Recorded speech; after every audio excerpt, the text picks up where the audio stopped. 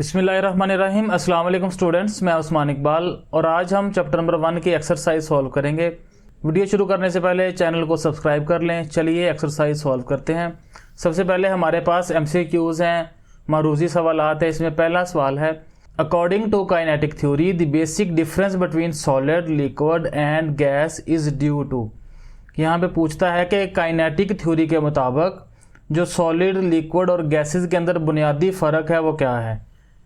Option number 1 है the difference in movement of particles. हाँ जी, ये पहला ऑप्शन ही इसका आंसर है कि जो काइनेटिक थ्योरी है वो ये बताती है कि मॉलिक्यूल्स के अंदर मूवमेंट कैसी होती है।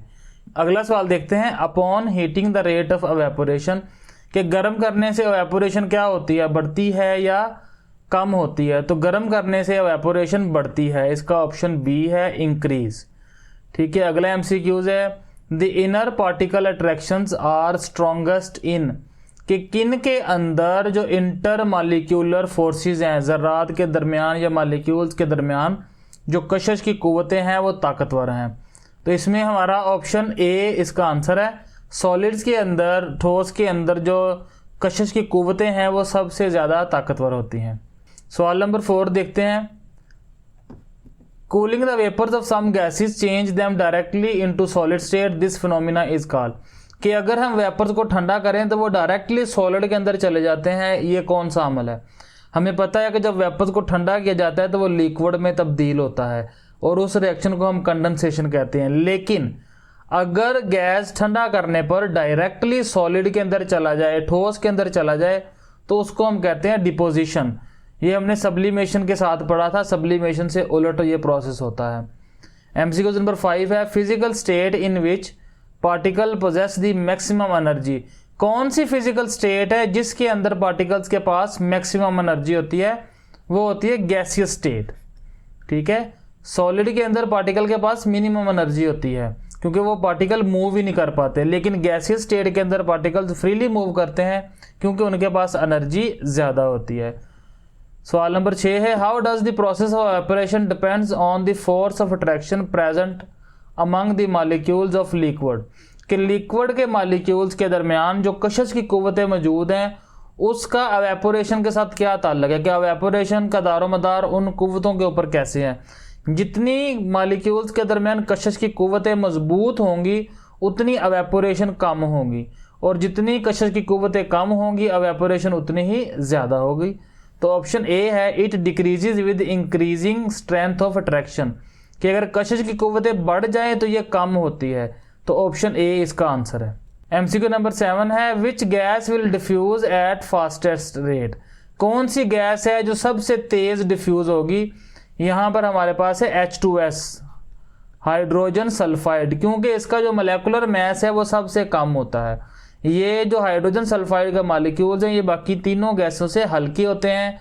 हमने कल पढ़ा था कि अगर मॉलिक्यूल्स हल्के होंगे तो उनकी स्पीड ज़्यादा होगी। 8वां MCQ है, the phase changes A and B in gas into liquid and liquid into solids are. यहाँ पर हमें उन्होंने एक रिएक्शन दिया है कि गैस से लिक्विड बना है और लिक्विड से सॉलिड बना है। यहाँ पर दो प्रोसेस हो रहे हैं, एक प्रोसेस A है और दूसरा प्रोसेस B है। हमने बताना है कि A प्रोसेस का नाम क्या है और B प्रोसेस का नाम क्या है। वो अमल जिसके अंदर गैस ठंडा करने पर लिक्विड बन जाती है उसे हम कहते हैं कंडेंसेशन। तो इसका मतलब जो पहला A है कंडेंसेशन है, दूसरा है कि जब लिक्विड को फ्रीज किया जाता है तो वो सॉलिड में तब्दील होती है। इसका मतलब A कंडेंसेशन है और B फ्रीजिंग है। तो ये ऑप्शन C हमारा करेक्ट आंसर है। सवाल नंबर 9 है, a student noticed frost falling on the ground at 6:30 AM, एक तालिब इल्म ने 6:30 बजे कोहरा देखा जमीन के ऊपर, एंड डिसअपीयरिंग एट 8:30, जो 8:30 बजे खत्म हो गया, गायब हो गया। Which phase change was responsible for changing the frost into water vapours, कि कौन सी फेस चेंज यहाँ पर हुई है जिसने फ्रोस्ट को वाटर वेपर्स के अंदर तब्दील कर दिया। अगर हम देखें तो फ्रोस्ट क्या होती है, सॉलिड होती है, ठोस होती है, और वेपर्स क्या है, गैस। इसका मतलब यहाँ पे ठोस डायरेक्टली तब्दील हुआ है गैस के अंदर, और ये जो हमारा प्रोसेस होता है सब्लिमेशन। तो ऑप्शन C हमारा करेक्ट आंसर है। ठीक है बच्चों, MCQs कंप्लीट हो गए। अब हम शॉर्ट आंसर क्वेश्चंस देखते हैं। कुछ सवालों के जवाब जो है वो बुक के अंदर मौजूद थे, वो हम वहाँ पे निशान लगा लेंगे, और जो बुक के अंदर नहीं थे या कॉन्सेप्चुअल क्वेश्चन थे वो मैंने अलग से लिख लिए हैं, आप भी वो नोट डाउन कर लीजिएगा। पहला हमारा सवाल है, from where does the energy come when a liquid evaporates, कि जब एक लिक्विड एवेपोरेट होता है तो जो एनर्जी दरकार होती है वो कहाँ से आती है। तो इसका आंसर पेज नंबर 6 के ऊपर है। पेज नंबर 6 पे हम देखते हैं, वहाँ पर जो एवेपोरेशन और बॉइलिंग के दरमियान फ़र्क है, इसमें जो चौथा पॉइंट है, ठीक है, ये चौथा पॉइंट पहले सवाल का आंसर है, जिसके अंदर इट को आपने काट कर इसकी जगह एवेपोरेशन लिख लेना है। ये बन जाएगा evaporation requires a smaller amount of energy which is provided from inside the liquid. इसी तरह उर्दू मीडियम बुक के ऊपर भी आपने वहीं पर जहाँ पर ये बॉइलिंग और एवेपोरेशन का फ़र्क है, इसका फ़र्क नंबर 4 पे आ जाना है एवेपोरेशन का, और ये वाला पॉइंट हमारा आंसर होगा। ठीक है, अब हम देखते हैं अगला सवाल कौन सा है। Is condensation an endothermic process, क्या कंडेंसेशन एक एंडोथर्मिक प्रोसेस है? मतलब एंडोथर्मिक प्रोसेस ऐसा प्रोसेस होता है जिसके अंदर एनर्जी जज़ब होती है, लेकिन कंडेंसेशन के अंदर एनर्जी जज़ब नहीं होती, एनर्जी रिलीज होती है। इसका मतलब है कि कंडेंसेशन एक एंडोथर्मिक नहीं बल्कि एक्सोथर्मिक रिएक्शन है। तो ये मैंने अलग से इसका आंसर लिखा है, वहां से आप नोट डाउन कर लें। No condensation is an exothermic process because it releases heat to the surroundings when a gas changes to liquid. नहीं, कंडेंसेशन एक्सोथर्मिक अमल है क्योंकि इसमें गैस माया में तब्दील होते वक्त हरारत खारिज करती है, इसमें एनर्जी रिलीज होती है, और जिस प्रोसेस के अंदर एनर्जी रिलीज होती है उसे हम एक्सोथर्मिक रिएक्शन कहते हैं। तीसरा सवाल है, why naphthalene balls used to repel insects disappear after some time, कि नेफ्थलीन की जो गोलियां हैं जो हम कीड़े मकोड़ों को दूर करने के लिए इस्तेमाल करते हैं वो थोड़े अरसे के बाद गायब क्यों होती हैं? हमने देखा था कि ये सब्लिमेशन के ज़रिए गायब होती हैं। तो इसका आंसर भी यहाँ पर लिखा है, आप नोट डाउन कर लें। नेफ्थलीन बॉल्स डिसअपीयर, के जो नेफ्थलीन की गोलियां हैं वो गायब हो जाती हैं because they undergo sublimation, they change directly from solid to gas without becoming a liquid. Naphthalene की गोलियां सब्लिमेशन के अमल से बराह रास्त ठोस से गैस में तब्दील हो जाती हैं, इसलिए आहिस्ता आहिस्ता गायब हो जाती हैं। ठीक है, आगे हमारा क्वेश्चन नंबर 4 है, why does the temperature remain constant during a phase change, कि जब एक फेज चेंज हो रही होती है, सॉलिड से लिक्विड बन रहा हो या लिक्विड से गैस बन रहा हो, तो इसके दौरान जब ये अमल हो रहा है जो हमारा टेम्परेचर है वो कांस्टेंट रहता है, इसकी वजह क्या है? तो इसका आंसर आपने इसी सवाल के अंदर शुरू कर लेना, यहाँ से दी temperature remain constant during a phase change, पहली लाइन यही हम ऐड कर लेंगे। इसके आगे आपने लिखना है बिकॉज, उसके बाद पेज नंबर 4 पे आ जाना है। पेज नंबर 4 पे हम चलते हैं, तो ये पेज नंबर 4 है, इसमें ये वाला जो पार्ट है conversion of gas into liquid से ऊपर ये line, because the heat provided is used only to break the forces of attraction between its particle, कि अब जो हरारत हम इस्तेमाल कर रहे हैं वो सिर्फ इस्तेमाल हो रही है फोर्सेस ऑफ अट्रैक्शन को तोड़ने के लिए। इसी तरह उर्दू मीडियम बुक्स पे भी हम लिख लेते हैं, इसका निशान लगाते हैं। आपने सबसे पहले सवाल के अंदर लिखना है, तबई तब्दीली के दौरान दर्जा हरारत यकसा रहता है क्योंकि के बाद हमने आगे यहाँ से ऐड कर लेना है, क्योंकि इस मौका पर जो हीट मुहैया की जाती है वो सारी की सारी मालिक्यूल्स के दरमियान मौजूद कशिश की कुव्वतों को तोड़ने के लिए इस्तेमाल होती है। ठीक है, आगे हमारा क्वेश्चन नंबर 5 है, is it possible to compress a liquid like a gas, ये क्या ये मुमकिन है कि हम लिक्विड को भी दबा सकते हैं गैस की तरह? नहीं, ये मुमकिन नहीं है, क्योंकि गैस के अंदर जो है जो पार्टिकल्स हैं वो बहुत दूर दूर होते हैं, उनके दरमियान बहुत ज़्यादा खाली स्पेस होती है, लेकिन लिक्विड के अंदर वो स्पेस बहुत कम होती है, इसलिए हम लिक्विड को दबा नहीं सकते। इसका आंसर आप देख लें इधर से, no liquids can not be compressed like gases because their particles are already closely packed with very little empty spaces, कि मायात के दरमियान जो है वो बहुत कम खाली जगह होती है, इसलिए उनको दबाया नहीं जा सकता। अगर हम यहाँ पर इसको हम समझ लेते हैं कि ये हमारे पास 2 कंटेनर है, ठीक है, एक के अंदर गैस है और एक के अंदर लिक्विड है, तो लिक्विड के जो पार्टिकल्स हैं वो करीब करीब होते हैं, ठीक है, लेकिन गैस के पार्टिकल्स दूर दूर होते हैं, इसलिए इनको दबाया जा सकता है गैस को, लेकिन लिक्विड को दबाया नहीं जा सकता। ठीक है, अगला सवाल हम देखते हैं, सवाल नंबर 6 है, can you change the temperature at which water boils in an experiment in your lab, क्या लैब में तजर्बे के दौरान पानी का बॉइलिंग पॉइंट तब्दील किया जा सकता है? जी हाँ, तब्दील किया जा सकता है। हमें पता है कि बॉइलिंग पॉइंट का डायरेक्ट ताल्लुक होता है एटमॉस्फेरिक प्रेशर के साथ। जितना एटमॉस्फेरिक ज़्यादा होगा उतना बॉइलिंग पॉइंट ज़्यादा हो जाएगा। अगर हम एटमॉस्फेरिक प्रेशर कम कर देंगे तो बॉइलिंग पॉइंट भी कम हो जाएगा। तो इसका आंसर ये होगा कि जी, हम बॉइलिंग पॉइंट को तब्दील कर सकते हैं एटमॉस्फेरिक प्रेशर चेंज करके। इधर से हम इसका आंसर नोट कर लेते हैं। Yes, the boiling point of water can be changed, ये तब्दील किया जा सकता है बाय इंक्रीजिंग और decreasing the external pressure on liquid, के बैरूनी दबाव को बढ़ा या कम करके पानी के नुक्ता अबाल को तब्दील किया जा सकता है। नुक्ता अबाल मतलब बॉइलिंग पॉइंट। ठीक है, आगे हमारे पास क्वेश्चन नंबर 7 है। In which season the wet cloth get dry after relatively longer time, कि किस मौसम के अंदर गीले कपड़ों को सूखने के लिए ज़्यादा वक्त लगता है? ये हमें पता है कि सर्दियों के अंदर और मूनसून के अंदर, जिस मौसम के अंदर बारिशें हो रही होती हैं, तब जो टेम्परेचर है वो ज़्यादा नहीं होता, टेम्परेचर कम होता है, जिसकी वजह से एवेपोरेशन का रेट भी कम होता है। और इन दोनों मौसमों के अंदर जो हवा के अंदर नमी है वो भी ज़्यादा होती है, जिसकी वजह से कपड़े खुश्क होने में ज़्यादा टाइम लगता है। इसको हम यहाँ से नोट डाउन करते हैं। Wet clothes take longer to dry in winter और during the rainy season because the temperature is low and the air contains more moisture. सर्दियों या बारिश के मौसम में कपड़े देर से खुश्क होते हैं क्योंकि दर्जा हरारत कम और हवा में नमी ज़्यादा होती है। ठीक है, आगे हमारे पास क्वेश्चन नंबर 8 है। When a solid is heated what happens to its particle which are vibrating, कि जब एक ठोस को गर्म किया जाए तो उसके जो वाइब्रेट करते हुए पार्टिकल्स हैं उनका क्या होता है? हम इसका आंसर यहीं से शुरू करेंगे। ये वाला पहले इस लाइन इसमें लिखेंगे, when a solid is heated. इसके बाद हम पेज नंबर 3 पे चलते हैं। पेज नंबर 3 में conversion of solid into liquid के अंदर जो मेल्टिंग पॉइंट की हमने डेफिनेशन लगाई थी वहां से इसका आंसर शुरू होगा, एट अ पर्टिकुलर टेम्परेचर से शुरू करके मेल्टिंग तक। इसी तरह हम उर्दू मीडियम बुक्स के ऊपर भी पेज नंबर 3 पे जाते हैं। इसको हम इस तरह लिखेंगे, जब ठोस को गर्म किया जाता है तो इनके मालिक्यूल्स, आपने यहाँ पे मालिक्यूल्स खुद ऐड कर लेना है, मालिक्यूल्स की वाइब्रेशन बहुत ज़्यादा बढ़ जाती है, जो इनके दरमियान कशिश की कुव्वतें कमज़ोर हो जाती हैं और इसके नतीजे में ठोस शय पिघलना शुरू हो जाती है। ये हमारे पास 8वें सवाल का जवाब है। इसके बाद हमारे पास सवाल नंबर 9 है। Do solids and liquid also diffuse just like gases, क्या सॉलिड और लिक्विड वो भी डिफ्यूज करती हैं गैसेज की तरह? जी हाँ, सॉलिड और गैसेस भी डिफ्यूज करते हैं, लेकिन उनकी स्पीड जो है वो बहुत कम होती है। तो इसका आंसर हम यहाँ से लेंगे, yes, solids and liquid are also diffuse but the rate of diffusion is much slower than that of gases because their particles are closely packed.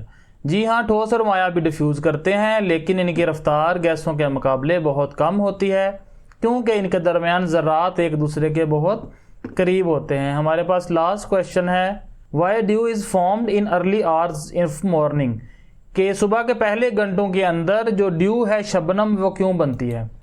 तो इसका आंसर भी हम यहाँ से देखेंगे। Due is formed because water vapour in air cools, क्योंकि हवा के अंदर जो आबी बुखारात है वो कंडेंसेशन के जरिए ठंडे होते हैं और tiny water droplets on cold surface during the early morning, जिसकी वजह से वो पानी के छोटे छोटे कतरों के अंदर तब्दील हो जाते हैं ठंडी सतहों के ऊपर, जिसे हम ओस कहते हैं। ओस ड्यू को हम उर्दू में कहते हैं। ठीक है, ये हमारे शॉर्ट क्वेश्चन कंप्लीट हो गए हैं। आगे हमारे पास कंस्ट्रक्टिव रिस्पॉन्स क्वेश्चंस हैं। हमारे पास पहला CRQ है, differentiate between evaporation and boiling. Evaporation और बॉइलिंग के दरमियान फ़र्क वाज़े करना है। इसमें पेज नंबर 6 के ऊपर जो एवेपोरेशन और बॉइलिंग का फ़र्क दिया गया है उसमें से आपने कोई 2 पॉइंट इसमें लिख देने हैं। उर्दू मीडियम के जो बच्चे हैं वो भी इसी तरह करेंगे। बाकी जो सवाल हैं वो मैंने राइट डाउन किए हैं, हम वहाँ से देखते हैं इनको। सवाल नंबर 2 है, describe how boiling is related to external pressure, कि जो बॉइलिंग है उसका एक्सटर्नल प्रेशर के साथ, के बैरूनी दबाव के साथ बॉइलिंग का क्या रिश्ता है या क्या ताल्लुक है। Boiling occurs when the vapour pressure of liquid become equals to external pressure. उबाल उस वक्त शुरू होता है जब माया का बुखाराती दबाव बैरूनी दबाव के बराबर हो जाता है। If the external pressure decreases, अगर एक्सटर्नल प्रेशर कम होगा, the boiling point also decreases, और नुक्ता उबाल या बॉइलिंग पॉइंट भी कम हो जाएगा। इफ़ एक्सटर्नल प्रेशर इंक्रीजेज, अगर एक्सटर्नल प्रेशर बढ़ेगा तो बॉइलिंग पॉइंट भी बढ़ेगा। सवाल नंबर 3 है, why does the process of evaporation not need the input energy, कि एवेपोरेशन के लिए हमें बाहर से एनर्जी क्यों नहीं देनी पड़ती, क्योंकि एवेपोरेशन के लिए जो एनर्जी दरकार है वो मॉलिक्यूल्स को अंदर से ही मिल जाती है, अपने इर्द गिर्द मौजूद एनर्जी से ही वो अपना काम चला लेते हैं। Evaporation does not require an external source of heat, तबखीर के लिए अलग हरारत देने की ज़रूरत नहीं होती, तबखीर मतलब evaporation. Because the molecules at surface absorb energy from their surrounding, क्योंकि सतह के ऊपर जो मॉलिक्यूल्स मौजूद हैं वो अपने इर्द गिर्द से ही तवानाई हासिल कर लेते हैं। इर्द गिर्द वो लिक्विड के अंदर से भी ले सकते हैं और अपने इन्वायरमेंट से भी ले सकते हैं। क्वेश्चन नंबर 4 है why do the heating and cooling curves of face changes adopt the same path, के हीटिंग और कूलिंग कर्व्स फेस चेंज के दौरान एक ही रास्ता क्यों इख्तियार करते हैं। मसलन हमने देखा था कि इनके दरमियान दोनों में जो कर्व बनती है वो एक ही तरह की होती है, इस तरह की कर्व इसके अंदर बनती है। अब वो पूछ रहे हैं कि ये इसी एक ही तरह की कर्व क्यों बनती है, इसका आंसर हम देखते हैं। Heating and cooling curves follow the same path, कि इनका रास्ता एक ही होता है। Because the amount of latent heat absorb during melting and boiling, के मेल्टिंग और बॉइलिंग के दरमियान जो हीट अब्जॉर्ब की गई थी वो उस हीट के बराबर होती है जो कंडेंसेशन और फ्रीजिंग के दरमियान रिलीज की जाती है, equal to the amount of latent heat release during freezing और condensation. Therefore the phase changes occur at the same temperature, हरारत देने और ठंडा करने के कर्व्स, आपने इसको कर्व्स कर लेना, इसकी जगह एक ही रास्ता इख्तियार करते हैं, क्योंकि जितनी मख्फी हरारत मतलब लेटेंट हीट पिघलने या उबलने के दौरान जज्ब होती है, इतनी ही हरारत जमने या कंडेंसेशन के दौरान खारिज होती है। इसलिए मरहला जाती तब्दीलियों एक ही दर्जा हरारत पर होती हैं। मरहला जाती तब्दीलियों को हम तबई तब्दीलियां भी कह सकते हैं, ठीक है, इसकी जगह आप तबई भी लिख सकते हैं। इसके बाद सवाल नंबर 5 है why does ice melts when pressure is exerted on it, के जो बर्फ़ है वो प्रेशर लगाने से पिघलती क्यों है। इसका आंसर देखते हैं। आइस मेल्ट्स अंडर प्रेशर, के प्रेशर लगाने से, ये दबाव बढ़ाने से जो बर्फ़ है वो पिघलती है। Because increasing pressure lowers the melting point of ice, के प्रेशर बढ़ने से जो बर्फ़ का दर्जा पिघलाव है जिस पर वो पिघलती है वो कम हो जाता है। As a result, ice changes into water even at temperature close to 0 degree centigrade. This phenomenon is called pressure melting. जिसकी वजह से बर्फ 0 डिग्री के करीब भी पानी में तब्दील हो जाती है। इस अमल को दबाव के बायस पिघलना कहते हैं। अब हमारे पास लास्ट क्वेश्चन रह गया why do face change occur, के तबई तब्दीली होती क्यों है, कि फेस चेंज होती क्यों है। Face change occur because substance absorb और रिलीज हीट एनर्जी, तबई तब्दीलियां उस वक्त होती हैं जब मादा हरारत जज़ब करता है या खारिज करता है। व्हेन पार्टिकल्स गेन एनर्जी, जब पार्टिकल्स ज़र्रात एनर्जी हासिल करते हैं, they move faster and change into higher energy state, तो वो तेज़ी से मूव करते हैं, उनकी तवानाई बढ़ जाती है और एक हालत से दूसरी हालत में मुंतकिल हो जाते हैं। अगर सॉलिड होगा तो लिक्विड में चले जाएंगे, लिक्विड होगा तो गैस के अंदर चले जाएंगे। इसी तरह इसके उलट है, अगर वो एनर्जी लूज़ करेंगे तो उनकी जो मूवमेंट है वो स्लो हो जाएगी और वो नीचे वाली हालत के अंदर तब्दील हो जाएंगे। ठीक है, ये हमारे कंस्ट्रक्टिव रिस्पांस क्वेश्चन भी ख़त्म हो गए हैं। आगे हमारे पास लास्ट है डिस्क्रिप्टिव क्वेश्चंस या लॉन्ग क्वेश्चन। पहला सवाल है explain the difference in the rate of diffusion of two gases based on kinetic energy.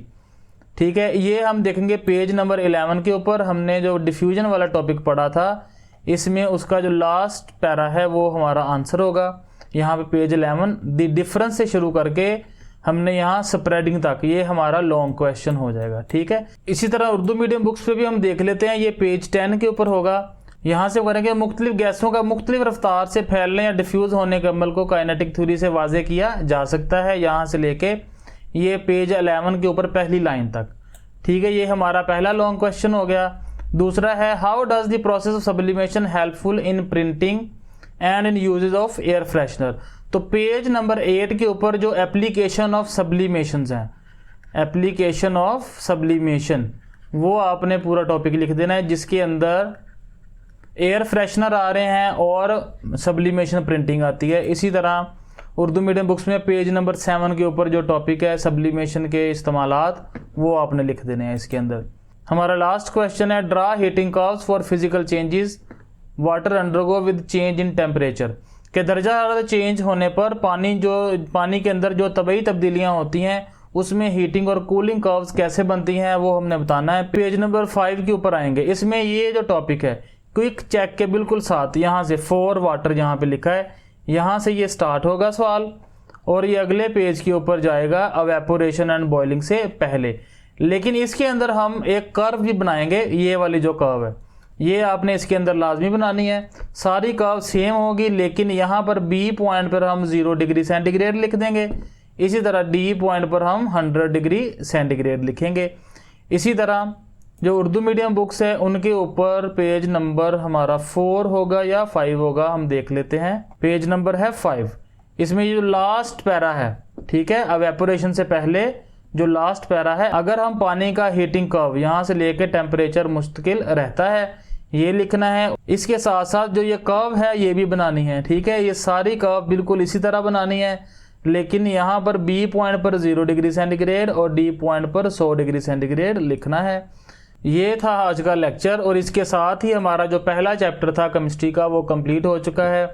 मैं उम्मीद करता हूँ कि आपको इस लेक्चर की समझ आई होगी। अगर वीडियो पसंद आई है तो लाइक करें, शेयर करें। अगर कोई सवाल है तो कमेंट्स के अंदर लाजमी पूछें। मिलते हैं अगली वीडियो के अंदर। अल्लाह हाफिज़।